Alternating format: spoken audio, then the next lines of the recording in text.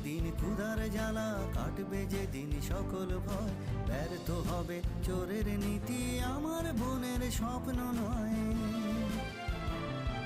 শিক্ষা যে আজ কফিনের লাশে, বেকারের জ্বালা কান্নায় ভাসে।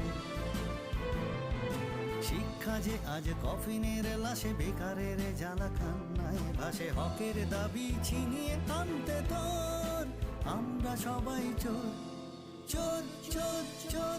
এই লড়াই এই যুগলবন্দিকে কুর্নিশ জানায়। এরপরেও যদি আমরা আমাদের নিজেদের দাবিটাকে পুনঃপ্রতিষ্ঠিত করতে না পারি, আমরা নিজেরা যদি এগিয়ে না আসি, তারপরে বাঙালি হিসাবে নিজেদের লজ্জা ছাড়া আর কিছু বলার নেই।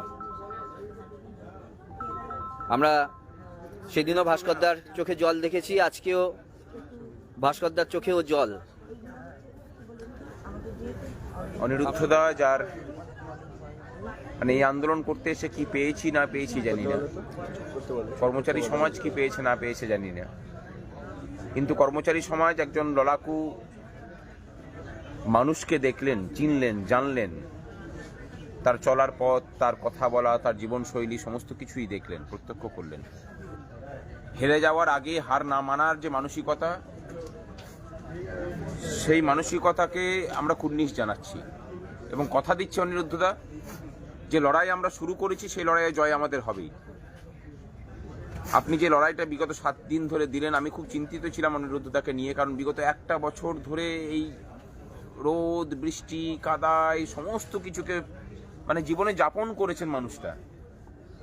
তারপরেও যখন বললেন যে অবসরপ্রাপ্ত কর্মচারীদের প্রতিনিধি রূপে আমরা, মানে আমি অন্তত বসতে চাই এখানে, যাদের কথা বলার প্রয়োজন একটু বাইরে গিয়ে প্লিজ, এটাকে বাধা দিও না, তখন আমার আর কিছু বলার ছিল না। তখন ভাবলাম যে সত্যিই তো, যে যারা অবসর নিয়েছেন তাদের তো এই মহার্ঘ ভাতা বা ডিয়ারনেস রিলিফ ছাড়া তার কিছু নেই। যে মানুষটা সারা জীবন দিল তার সমাজের জন্য, সরকারের জন্য, সরকার নামক একটা মানে অদৃশ্য বস্তুর জন্য, তার বার্ধক্যটাকেও এই সরকার ছাড়লো না। আমরা শপথ নিচ্ছি এই রাজ্যের ভবিষ্যৎ প্রজন্মের স্বার্থ সুরক্ষিত করার জন্য, এই রাজ্যের মানুষের স্বার্থ সুরক্ষিত করার জন্য যা কিছু করার, তার কোনো কিছু করতে কসুর করব না। এবং মাননীয়াকেও বলে রাখছি, আপনি তৈরি থাকুন।